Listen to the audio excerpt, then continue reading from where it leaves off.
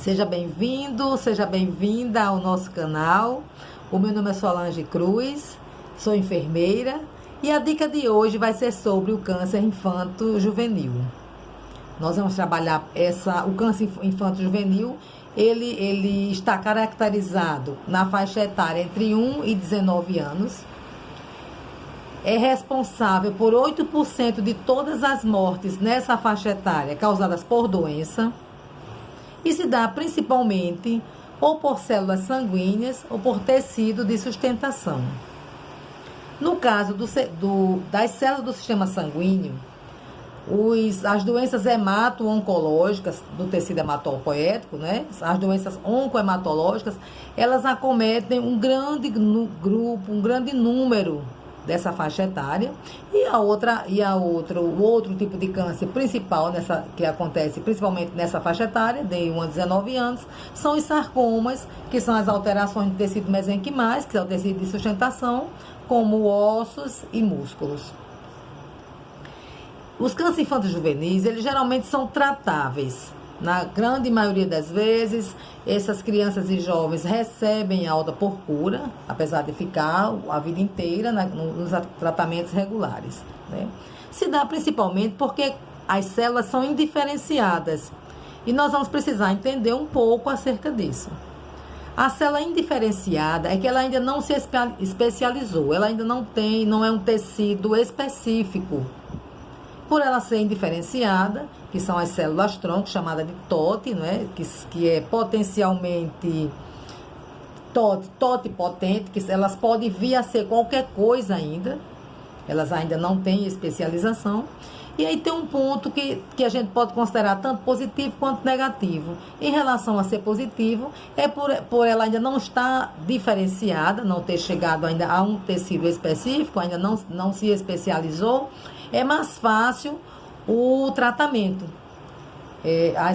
Os nossos tratamentos, os quimioterápicos, os poliquimioterápicos, o tratamento específico que é apontado, que é indicado para essas crianças, eles atuam mais rapidamente.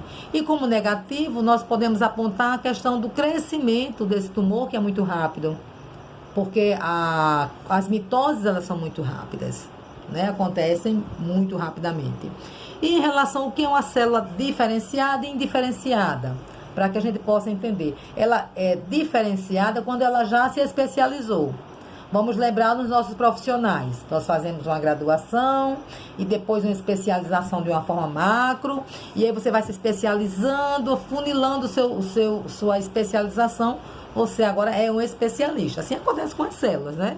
Elas vão se especializando até se tornar um tecido, a parte de um órgão, célula específica do coração, célula específica dos ossos, da pele. Então, essa é a especialização, porque é isso que a gente chama de célula diferenciada. Ela já tem um papel específico. E as indiferenciadas, elas ainda não se identificaram, ainda não sabem o que é que vão ser na vida, estão em evolução, e aí tem essa vantagem na questão do tratamento, certo? Em relação à prevenção do câncer infanto-juvenil e do diagnóstico precoce, o que nós temos de fato como efetivo é o diagnóstico precoce. Porque os cânceres infantis, geralmente, você não tem como associar ao estilo de vida, no caso do adulto. Alguns tipos de câncer no adulto, você pode relacionar à obesidade, ao uso de álcool e outras drogas, ao uso do fumo, outros fatores que você pode ir relacionando. Mas na criança não tem estilo de vida. Na maioria das vezes, você pega crianças bem pequenas, que o único estilo de vida é estar ali só comendo e dormindo, né? Então, o fator principal aí que a gente tem que atuar enquanto profissionais é o diagnóstico precoce. É começar a observar essa criança.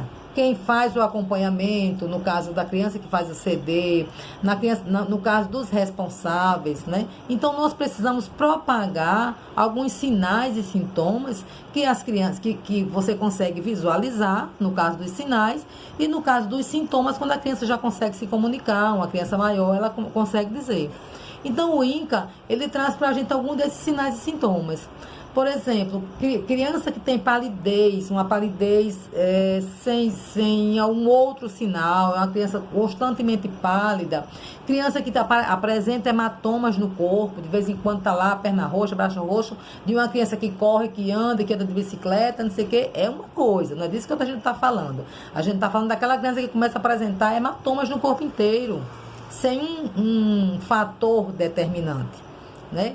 Criança, a presença de caroços, né, de inchaços, nós chamamos isso, no caso do profissional, você consegue verificar o linfonodo, né, se faz uma verificação, mas tem que conversar com a família. Olha, essa criança apresenta muito caroço, como é que está a pele? Às vezes a mãe traz, a pessoa responsável traz essa queixa, e ela precisa ser respeitada, precisa ser valorizada. Onde é esse caroço? Como é que ele se apresenta? E fazer essa triagem, de fato, respeitar todas essas representações dos familiares, todas as falas da criança, a criança que se queixa o tempo inteiro de dor abdominal, isso não pode ser normal, né? Uma coisa é a criança comeu alguma coisa e a barriga está doendo, ela fica ali, reclama, tem uma diarreazinha, amanhã ela está bem. A outra coisa é a criança estar constantemente se queixando de dor abdominal, quando é uma criança maior. Isso precisa ser respeitado.